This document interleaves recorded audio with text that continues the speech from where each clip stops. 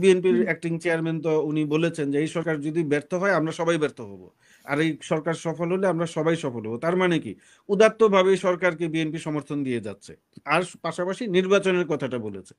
এটা বলাতে কি হয়েছে, ছাত্ররা খুব শেষ। রিয়্যাক্ট করা শুরু করলো। আহ, আটক করা ছাড়া, নিয়মিত ট্রাইব্যুনালে নিয়ে আসা নিয়ে যাওয়ার ছবি দেখা ছাড়া আওয়ামী লীগ যে গত 15 বছরে যেই শাসনটা করলো সেটার কিন্তু ধরেন বিপরীতে খুব বেশি প্রতিক্রিয়া আমরা সরকারের পক্ষ থেকে দেখিনি। এও আপনার কিন্তু পৌরসভা পর্যায়েও কিন্তু প্রচুর আওয়ামী লীগের নেতাকর্মী দুর্নীতি করেছেন, অনিয়ম করেছেন, নির্যাতন করেছেন, তাদেরকেও যদি আইনের আওতায় আনা হতো তাহলে দেখতেন এই এরা এত সহজে এত তাড়াতাড়ি কথা বলবার বা আবার উঁচু গলায় কথা বলার সুযোগ পেত না। এটা তারা এক ধরনের অবস্থান, কৌশলগত অবস্থান বজায় রেখেছে যে নির্বাচন হোক। এই জায়গায় হচ্ছে বিষয়টা, যেসব রাজনৈতিক দলের রাজনীতির মাঠে খুব ভালো স্টেক নাই, ধরেন এই মুহূর্তে যদি নির্বাচন হয় বিএনপি বা অন্যরা সব দলের অংশগ্রহণে, তারা হিসাব করেছে যে এই ছাত্ররা এই এই নির্বাচনে আমরা কি পাবো, এবং তারা দেখতে পাচ্ছে যে তাদের ভালো করার সম্ভাবনা খুব কম। বা এই জায়গা থেকে আমি যেটা বললাম, এই জন্য তারা তারা একটু প্রভাবিত, সময় চায়। ছাত্রদেরকে না সময় চায় না, তারা ছাত্রদেরকে প্রভাবিত করেছে। ছাত্রদের সঙ্গে তাদের হয়তো বা ভালো যোগাযোগ আছে আগে থেকেই, সেটা অসম্ভব কিছু হুম, না।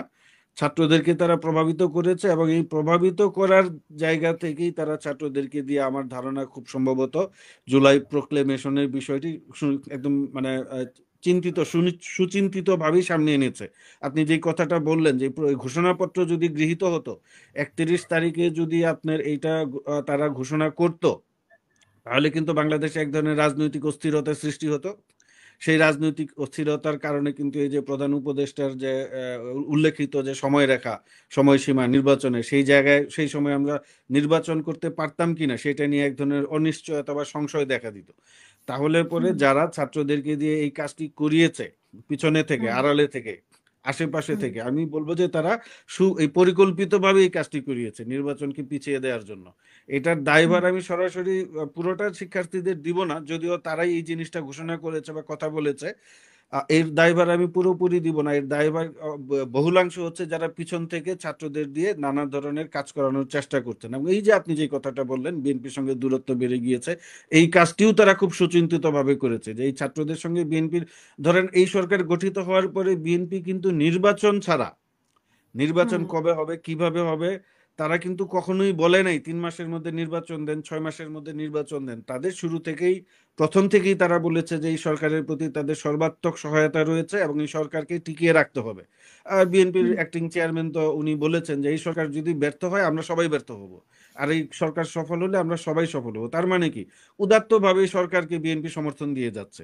আর পাশাপাশি নির্বাচনের কথাটা বলেছে।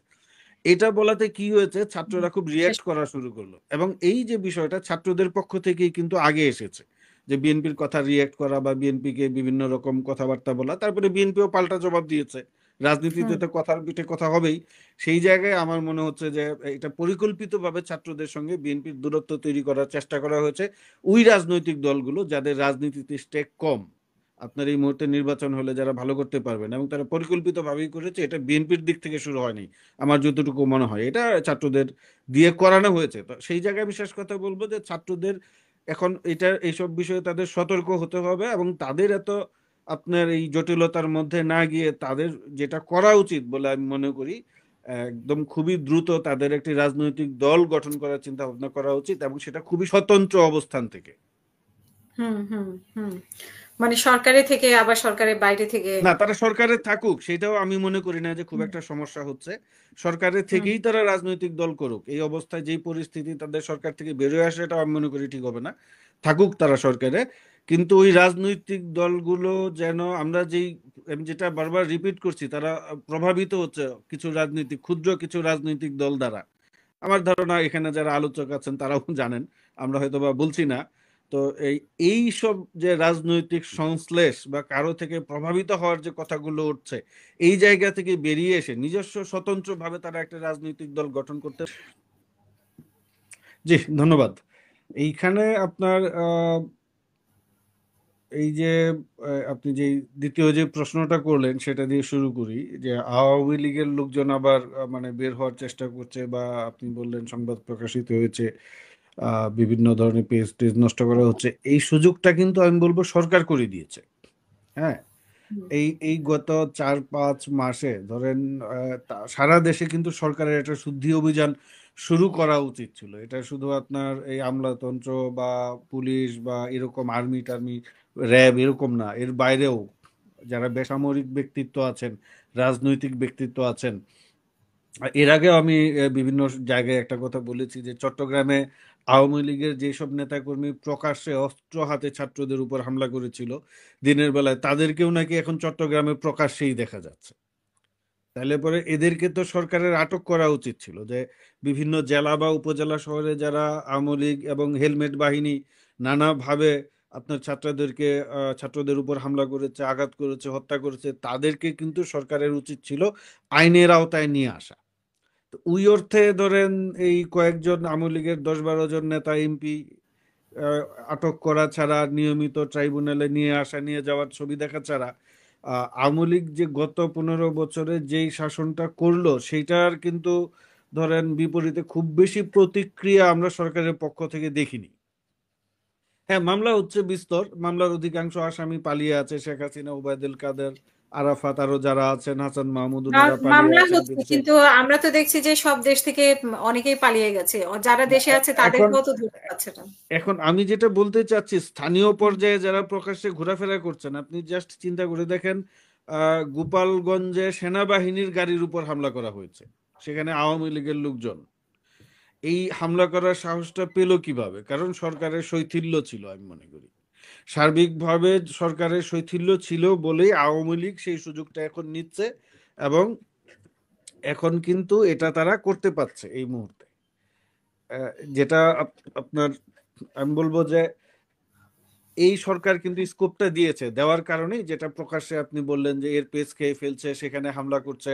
তারা দেশ বিদেশ থেকে এই সোশ্যাল মিডিয়াতে এসে, ইউটিউবে এসে নানা ধরনের কথাবার্তা বলছে, বিভ্রান্তিকর চেষ্টা করছে। কারণ আমি গতকালও ঢাকায় কথা বলেছি, এবং আমি শুনেছি যে যারা গত 2-3 মাস পালিয়েছিল, সেই হুম, পলাতক অবস্থা থেকে বের হয়ে এসে তারা বেশ এখন উঁচু গলায় কথা বলার চেষ্টা করছে। হুম, এই যে তাদেরকে যে স্পেসটা বা জায়গাটা আপনি দিলেন, এটা কে দিল? সরকার দিল।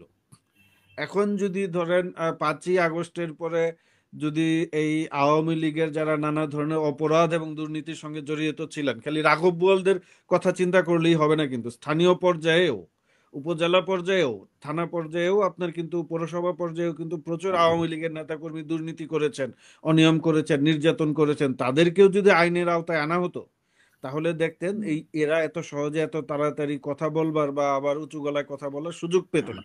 আমি মনে করি যে সরকার ইচ্ছাকৃত ভাবেই হোক আর অনিচ্ছাকৃত ভাবেই হোক আর ভুলবশত কারণেই হোক, এই জায়গাটা সরকার করে দিয়েছে। এইটা সরকারের এক ধরনের দুর্বলতা আছে, এটা আমাদের স্বীকার করতে হবে। এবং তাদের ধরেন শুরুর দিকেই তারা দায়িত্ব নেওয়ার পরেই তারা বলার চেষ্টা করলেন যে আওয়ামী লীগ একটি ঐতিহাসিক দল, তাদের রাজনীতি করার অধিকার আছে। এই ধরনের কথাবার্তা বলে কিন্তু তারা আওয়ামী লীগকে এক ধরনের পুনর্বাসন বা একটু সুযোগ দেওয়ার চেষ্টা বা করেছে। এখনো